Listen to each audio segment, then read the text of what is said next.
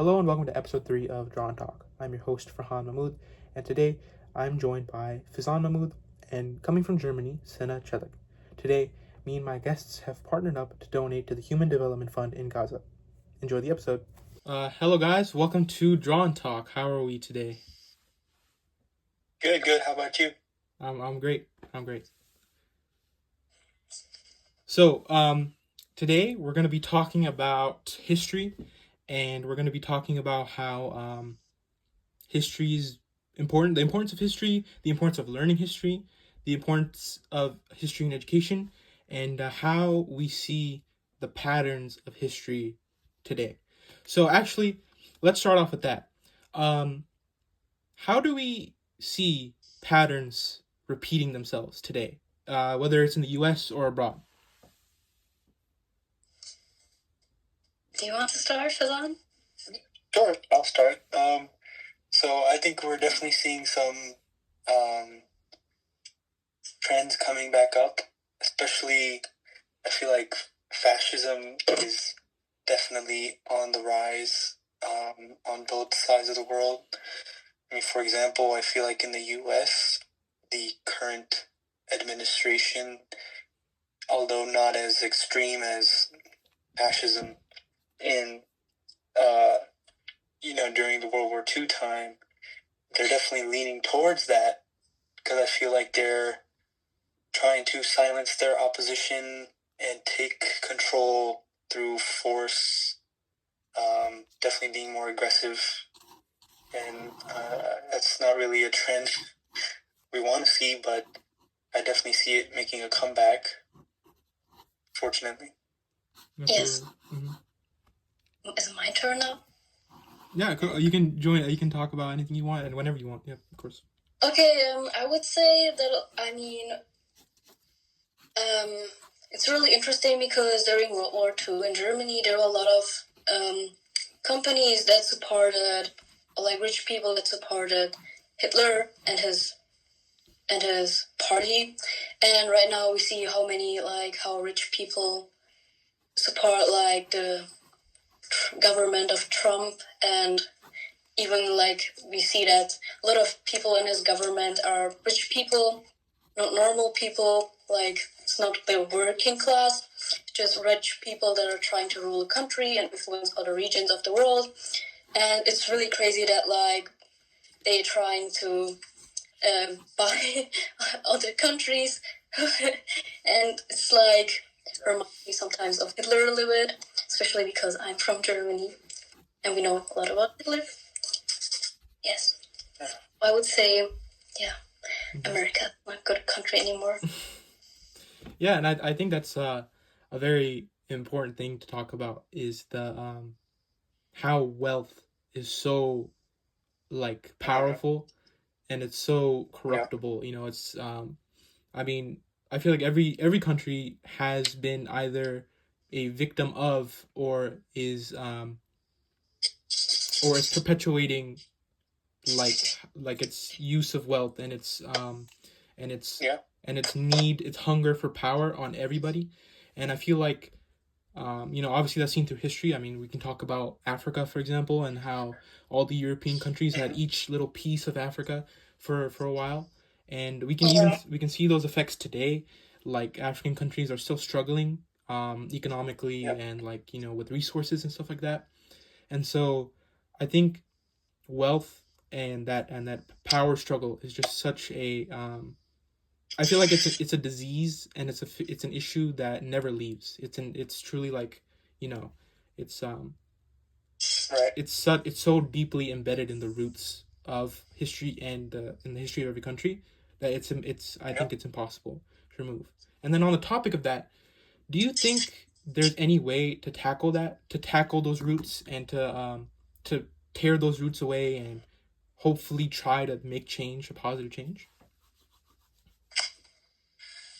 I mean, I think, like you pointed out, wealth is a big problem, and it goes back to that saying that money is the root of all evil, and then that plays into capitalism and how colonialism, especially, gave rise to a capitalist mindset across the world, especially by the superpowers.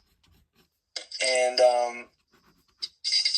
it's evident that capitalism, of course, it runs the world, but it's also what holds other countries down. It's what really perpetuates the poverty and struggles of third world countries, especially in Africa, as you said. Many countries still suffer, and it's really due to the long-term effects that the U.S. and Europe, it's how they colonized these lands that left these countries to suffer. Exactly. So I don't know if there is a solution to combat these problems, especially since the entire world is it runs on money, and as long as there are those that are wealthy on top, I don't really see a way to go in the other direction. There is no solution, because I would say even though we all have history class just talks about what the government wants the people to know about, especially in European countries during the colonialism of continent Africa. Europeans did a lot of bad things to Africans, but they don't talk about that in school. They don't basically care. In specific countries like Belgium, they don't really talk about the colonialism because the government doesn't want the people to know about, because they don't want to pay reparation to Africa because they want money for themselves. So it's a big issue. In general, a lot of countries they're paying more reparations to countries like Israel or different countries because of what happened, but they don't care about African countries. Germany doesn't pay reparation money to African countries that they exploited in the past, but a lot of money to Israel. So it shows that they simply don't care about Africans. They never cared. And when it comes to capitalism and the market, the rich people always will rule the world. You can't change that, no matter what people do. Nowadays, everyone hates communism, socialism, because they think it's something bad, because they associate it to people like Stalin, because they think he was the only communist that ever existed. And I think in general, nothing will change. Everything will get worse, and people rich people that destroy the world will just get more people that support them, because a lot of people are extremely uneducated, and they their mindset is just right. Yep, absolutely. And again, I going into that topic of education, definitely I see kind of that it's a combination of censorship and a sort of what I think is kind of brewing is anti-intellectualism, and that idea of countries might think, or governments that which have done in the past, have purposely sort of said that education should be lessened, or should be sort of there should be ways to prohibit it, so that you could have a people who are easy to manipulate, easy to control, Yes. And obviously that's for the benefit of the country itself, and for the benefit of the people, the wealthy, for example, and the parties who are benefiting from it. And it's really unfortunate to see any that sort of power by any means necessary, and that could mean anything. Right. That could mean killing people. That could mean genocide, fascism, apartheid, and stuff like that. And so it's very it's such a complex and potent problem throughout history. Yeah. It is. Sure. So I kind of wanted to dive into your personal history, because I've heard that you are that your culture and your your place of origin has a lot of history behind it. So I wanted to ask if you would be so kind to sort of dive into it and sort of talk about your history, if you don't mind. my ethnicity about the Yes. Middle East? Your ethnicity and the history of your culture. So West Asian, Kurd, and we don't have a country because basically everyone in the Middle East hates us. Basically, it all started. I mean, everyone was fine during the Ottoman Empire when it was more about Islam than nationalism. But during the Ottoman Empire, the Young Turks took over the Ottoman Empire. They turned it into a more nationalist mindset, so they were more pro Turkic people, Muslim Turkic people. So they started to like commit genocides, and they killed a lot of different ethnicities like Armenians and Assyrians, Arameans, so like indigenous people of the Middle East. And after the fall of the Ottoman Empire, someone like, I mean, he's pretty known, like Ataturk came, Mustafa Kemal Ataturk, and he was a nationalist. So he said the Kurds don't exist, we're just Mountain Turk that lost their own identity, and we have to find back to our real roots. So basically, Kurdish was banned in Turkey, and our culture was banned in Turkey. So a lot of people were arrested for speaking Kurdish, especially like old people. A lot of people got raped in prison, and a lot of people got killed. There were some massacres in some villages because of nationalism, because a lot of Kurds were against it, and it was not just against the Kurds, especially against Kurds that were Alevis. So not every Kurd is Muslim, it's really different. Everyone has a different religion, and a lot of Alevis got killed too. So yeah, but after the years of oppression in Turkey, a lot of Kurds started their own organization, as known as PKK, which is now a terror organization in the Middle East. And they started to fight back and bombed Turkey many times, like killed a lot of people. And in other countries, like in Arab countries, they started to oppress the Kurds too, and not just the Kurds, a lot of different ethnicities, a lot of different groups. And I mean, Saddam Hussein is someone that's pretty known for committing genocides. He killed close to like 180,000 Kurds, and even the West helped him. Germany even sent him weapons. His government has like dictatorship, and he killed a lot of people with that. So in general, in the Middle East, it's really complex. Everyone hates each other. Even the Arabs hate each other. So there's everyone is so proud of their culture, of their nationality, and everyone hates each other. Everyone thinks it's just the Jews and the Arabs, but everyone hates each other. Even the Turks, all they hate each other because they're so different. So the history of the Middle East is so complex that no one likes each other. And nationalism is the biggest issue in that region, and the West that exploits it, obviously, and America that stole like resources from different countries or is siding to a specific country because the one country is not selling oil. So it's really history of the Middle East, but basically just everyone hates each other because everyone thinks their nation is the best and their nation invented everything. So yeah, that's I feel like a lot of what you stated, I feel like it's a very reflective of some of the other historical or not even historical current issues, like that sense of nationalism and pride that is sort of destroying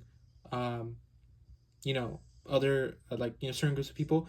I feel like I can relate that to South Africa and apartheid, and how you had the whole history of the white the Afrikaners or the Afrikaners compared to the black population in South Africa, and how the black people were heavily discriminated against, and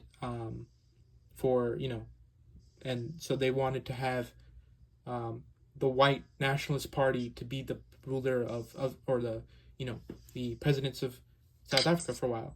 And even like again currently, I feel like we can relate that to what Israel is doing in Palestine, and how that's sort of like, this is our land, and now it's directly affecting Palestinians, whether it was in the Nakba in the 1940s, and pushing them out, and now killing them.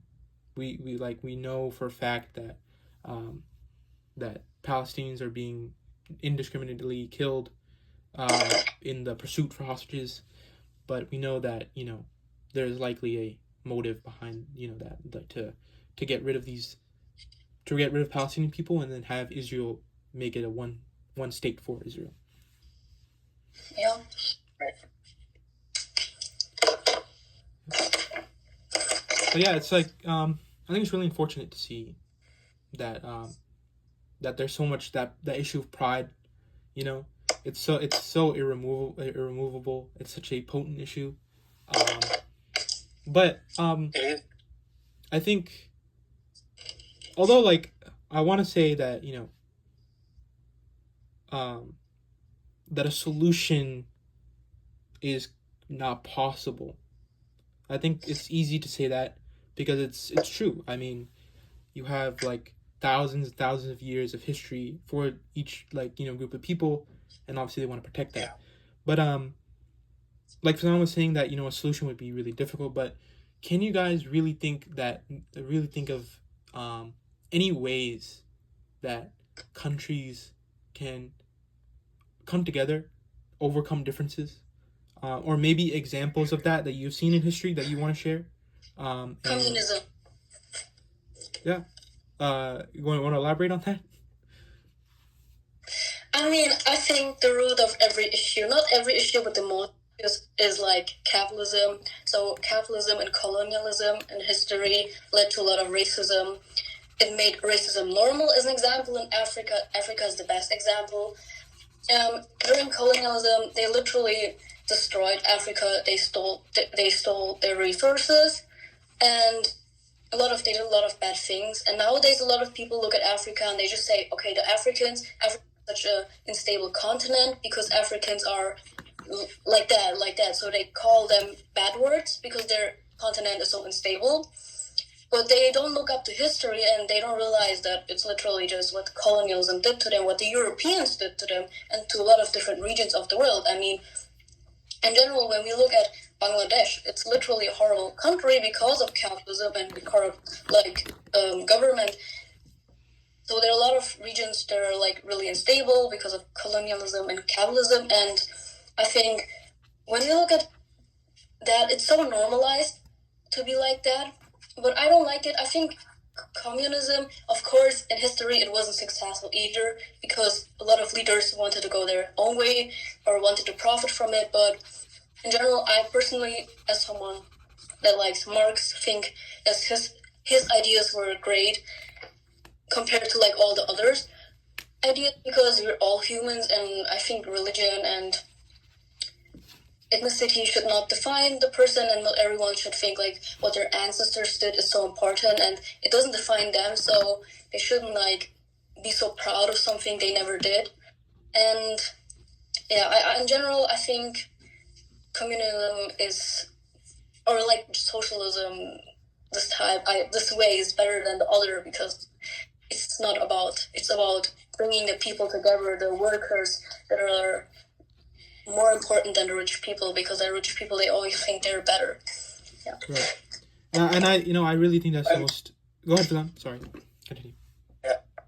I would kind of counter that because communism, I feel like, again, it's just it's an idea, it's a concept, right? Yeah, capitalism. It has never been. Concept is on. Hold on. So I just believe it has never been fully established or used as a system, unlike capitalism. And I'm not saying capitalism is perfect. Like I said before, it's obviously the fruit of all evil. But look at the entire world, right? Part of the solution can't be, let's all just switch to a whole different system, So realistically, I mean, for a solution to happen, first of all, we need proper leadership across the board. We need leaders who have the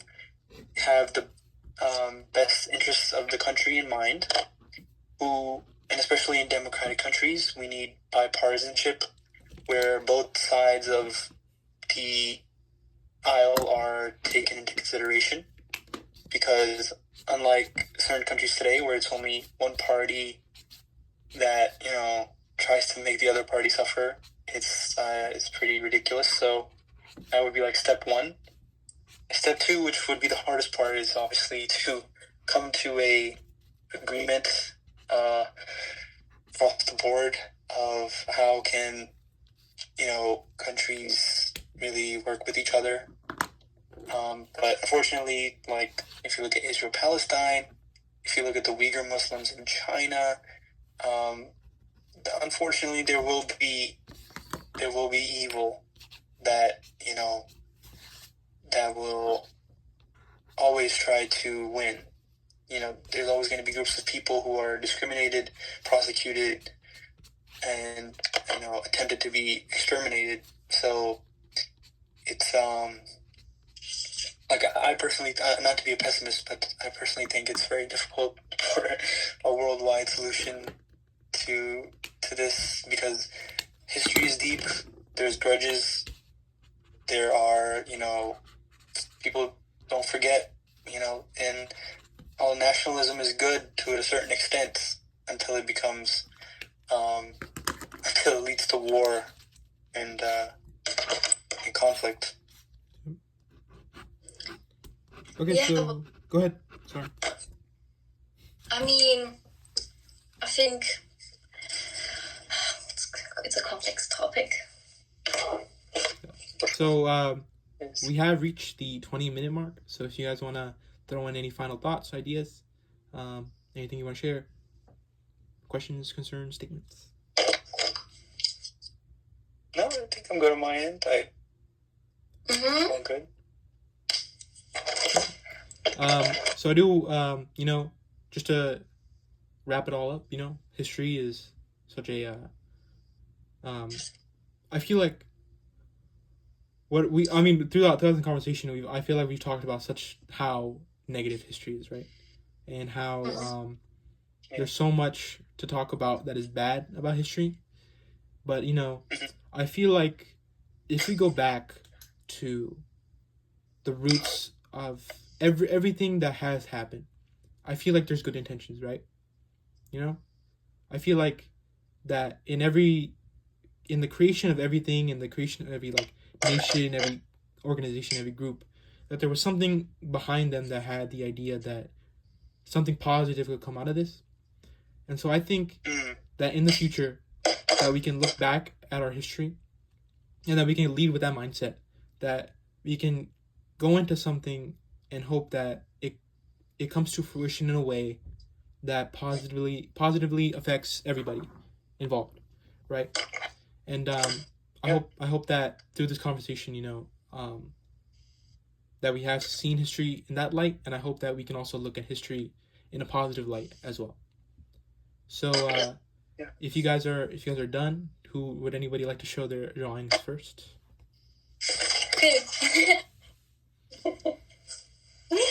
Oh, that's awesome. That's pretty cool. That's cool. That's spirals. Yeah. Yeah, mine is going to be nowhere near that. I just like drawing lines and see where they take me, Yeah, very nice. I like that middle design. That's very cool. Yeah, thank you. So, for me, I thought, since we're talking about history and sort of the, I wanted to show a character. I drew a character that I think represents what everybody should strive to be, So who better than truth, justice, and a better tomorrow than Batman? Is it Superman? Okay, sorry. All about Marvel. So yes, I do Superman. Because I think he's a representation of what a bright future could be for everybody. So I hope that sort of shows that. Okay. Well, thank you very much for joining me for this episode. Thank you for your time and your thoughts. Thank you. Thanks for having us. All right. See you guys later.